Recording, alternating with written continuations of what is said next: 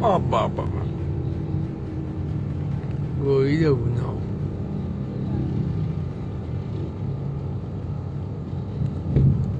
Ya khuda. Iran menghabiskan 47 tahun dan 200 miliar dolar untuk membangun angkatan udara dan sistem pertahanan udaranya. Namun, Amerika Serikat dan Israel hanya membutuhkan beberapa jam untuk menghancurkannya sepenuhnya.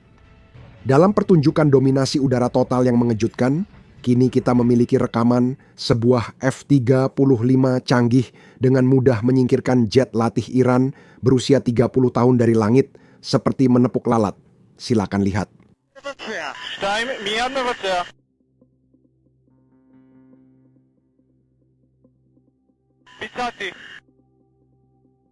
Matara Nafla. Mari lanjutkan serangannya. Sekarang, meskipun hasilnya seperti itu, ini sebenarnya adalah salah satu jet paling sukses milik Iran. Setidaknya jet ini berhasil terbang. Jadi begini, Yak-130 adalah salah satu akuisisi terbaru Iran yang dibeli pada tahun 2023. Tapi desainnya sendiri sudah berusia 30 tahun dan pesawat ini sebenarnya dibuat sebagai pesawat latih. Dan Iran mencoba menggunakan pesawat latih ini untuk melawan F-35.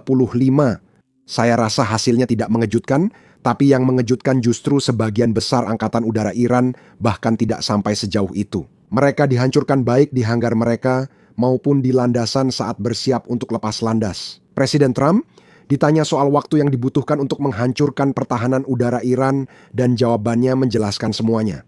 Silakan dengarkan. Mereka tidak punya angkatan laut, mereka tidak punya angkatan udara. Mereka tidak punya peralatan anti pesawat. Semuanya sudah dihancurkan. Mereka tidak punya radar. Mereka tidak punya telekomunikasi. Mereka kehilangan kepemimpinan dan segalanya hilang. Jadi Anda tahu, Anda bisa melihat pernyataan itu. Ini bisa disebut keberhasilan besar saat kita pergi dari sini. Saya juga bisa menyebutnya begitu, atau kita bisa melangkah lebih jauh lagi. Tapi risiko besar dari perang itu sudah berakhir 3 hari yang lalu.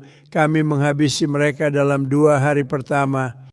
Kalau dipikir-pikir, itu luar biasa. Kami menghabisi angkatan laut besar, angkatan laut yang sangat kuat.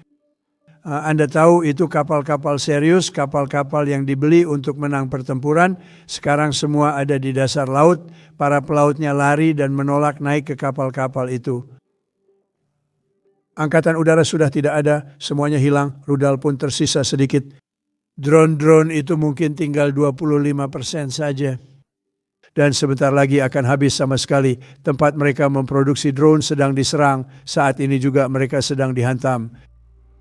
Jadi sisanya akan menjadi penentuan tentang sikap saya dan orang-orang di pemerintahan Trump, serta apa yang ingin kami lakukan. Faktanya, kita bisa mengonfirmasi hal ini hanya dengan melihat jumlah peluncuran drone dan rudal yang dilakukan Iran setiap hari. Lihatlah grafik di layar Anda. Pada hari pertama, Anda bisa melihat dengan jelas bahwa Iran meluncurkan lebih dari 300 rudal dan 800 drone. Namun sejak saat itu, jumlah tersebut telah menurun secara signifikan dan tren itu masih terus berlanjut. Tentu saja, ada hari-hari seperti hari ke-8, seperti di layar Anda saat jumlah drone yang diluncurkan Iran melonjak. Namun meskipun demikian, keesokan harinya kita melihat ada tren penurunan lagi. Secara keseluruhan, ini memberitahu kita satu hal. Setiap hari, orang-orang Iran semakin kehilangan kemampuan untuk membalas. Di sini kita punya General Kane yang menjelaskan secara rinci bagaimana Amerika Serikat meraih keunggulan udara dan bagaimana kita menggunakannya untuk memastikan Iran tidak memiliki kemampuan untuk menyerang negara pihak ketiga atau negara netral. Silakan dengarkan. Sejak pembaruan terakhir kami, CENTCOM terus membuat kemajuan di sepanjang sayap selatan. Hingga saat ini mereka telah menyerang lebih dari 5.000 target. Pembom komando strategis Amerika Serikat baru-baru ini menjatuhkan puluhan senjata penembus berpandu GPS seberat 2.000 pon pada peluncur rudal yang terkubur dalam di sepanjang sayap selatan. Kami juga telah menyerang beberapa pabrik drone satu arah untuk menghancurkan inti dari kemampuan otonom mereka. dan tentu saja bersama mitra regional kami di sepanjang sayap selatan, kami terus melakukan pencegatan terhadap drone serangan satu arah menggunakan pesawat tempur dan helikopter serang. Serangan kami berarti kami telah membuat kemajuan signifikan dalam mengurangi jumlah serangan rudal dan drone dari Iran. Serangan rudal balistik terus turun 90% dari titik awalnya. Dan serangan drone satu arah telah menurun sebesar 83% sejak awal operasi.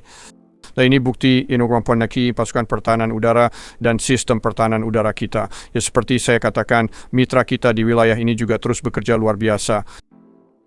Kedua, kami telah membuat kemajuan signifikan dalam menghancurkan Angkatan Laut. Dalam 10 hari pertama konflik, lebih dari 50 kapal Angkatan Laut Iran telah disingkirkan dari kampanye ini dengan menggunakan kombinasi artileri, pesawat tempur, pembom, dan rudal yang diluncurkan dari laut. Seperti yang dicatat Laksamana Cooper pada hari Kamis lalu, kami menyerang dan menenggelamkan kapal induk drone Iran, dan CENTCOM AS terus hari ini memburu serta menyerang kapal penebar ranjau di fasilitas penyimpanan ranjau. Pekerjaan ini akan terus berlanjut. Dengan tujuan kami telah mulai menargetkan kompleks militer dan industri Iran. Sekali lagi kami difokus di pusat-pusat gravitasi untuk menghentikan para penembak di lapangan agar mereka tidak lagi mampu memproduksi drone serang satu arah tersebut. Sekarang saya akan jelaskan urutan waktu dari grafik yang ditunjukkan Jenderal Kane. Sebelumnya, jangan lupa tekan tombol like dan subscribe di bawah. Itu benar-benar sangat membantu kami dalam algoritma. Sekarang, mari kita lihat grafik ini. Seperti yang bisa Anda lihat di bagian bawah, ada garis waktu. Operasi dimulai pada 28 Februari, pada 1 Maret, sekitar 40 jam kemudian, mungkin 42 jam kemudian, Israel sudah memiliki keunggulan udara di atas Teheran. Keesokan harinya, Amerika Serikat mengerahkan armada pembomnya, yaitu B-2B-1 dan B-52. Dan keesokan harinya, Angkatan Laut Iran lenyap dari Teluk Arab, Selat Hormuz, dan Teluk Oman. Sejak itu, lebih dari 50 kapal perang Iran ditenggelamkan dan intensitasnya belum melambat. Menteri Pertahanan PT Hexet mengumumkan bahwa 24 jam ke depan akan menjadi yang paling intens sepanjang operasi ini. Lebih banyak pembom, lebih banyak jet, lebih banyak segalanya. Silakan dengarkan. Hari ini sekali lagi akan menjadi hari serangan paling intens kami di dalam Iran. Pesawat tempur terbanyak, pembom terbanyak, serangan terbanyak, intelijen yang lebih tajam dan lebih baik dari sebelumnya. Jadi itu di satu sisi. Di sisi lain, dalam 24 jam terakhir, Iran menembakkan jumlah rudal paling sedikit yang mampu mereka tembakkan sejauh ini. Hanya divergensi, hanya garis tren yang kita bicarakan pada pengarahan pertama kita. Lihatlah, ini bukan tahun 2003. Ini bukan pembangunan negara tanpa akhir dalam situasi pelik seperti yang kita lihat di masa Bush atau Obama. Sama sekali berbeda. Generasi tentara kita tidak akan membiarkan itu terjadi lagi, dan begitu juga presiden ini yang dengan jelas mencalonkan diri menentang misi-misi yang tidak pernah berakhir dan tidak jelas tujuannya seperti itu. Hari-hari itu sudah berakhir. Sebaliknya kita menang telak dengan efisiensi yang brutal, dominasi udara total, dan tekad yang tak tergoyahkan untuk mencapai tujuan presiden sesuai jadwal kita. Sekarang ada hal lain yang sangat menarik yang muncul dari konferensi pers ini. Ingat serangan besar-besaran terhadap 30 depot minyak Iran yang kita bahas 2 malam yang lalu? Nah, menurut Menteri Perang PT Hexet, itu bukan serangan Amerika. Itu adalah serangan Israel. Dan berdasarkan komentar publik, sepertinya ASES tidak menyetujuinya.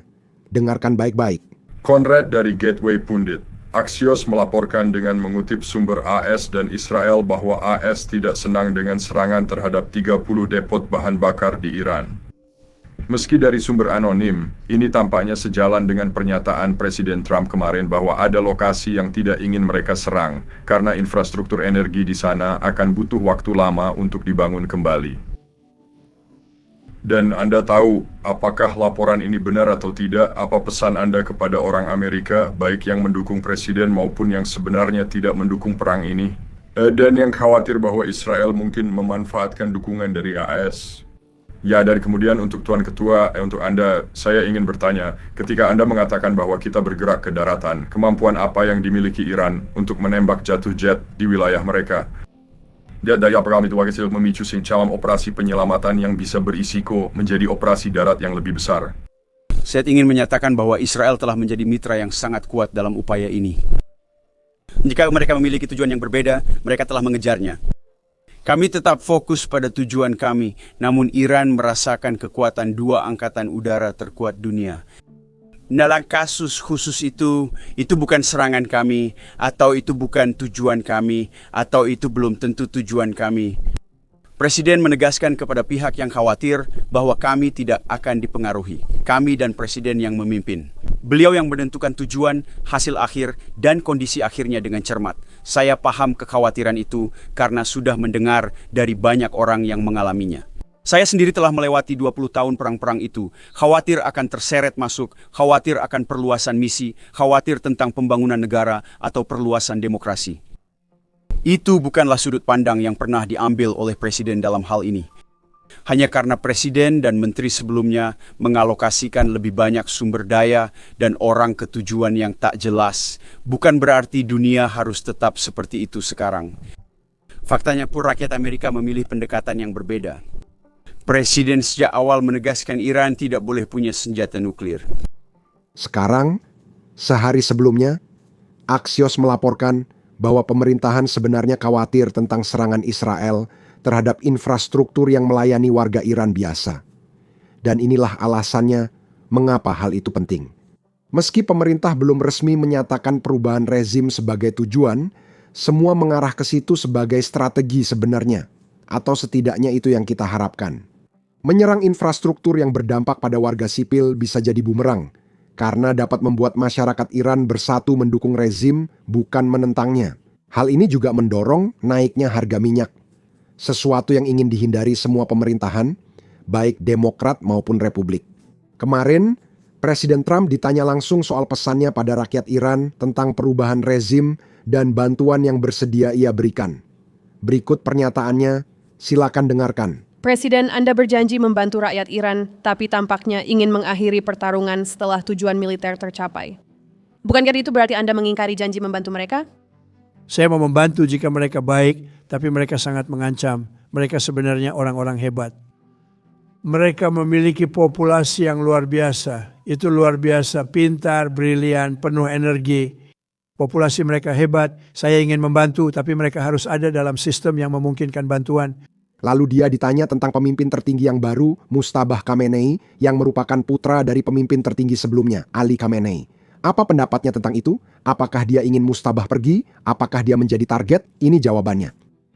Haruskah Anda menyingkirkannya? Apakah dia jadi target? Maksud Anda pemimpin tertinggi yang baru? Maksud Anda putranya? Bagaimana bisa ada orang Iran? Nah, saya nggak ingin mengatakan itu, tapi Anda tahu saya kecewa karena kami pikir itu hanya akan membawa lebih banyak masalah yang sama bagi negara.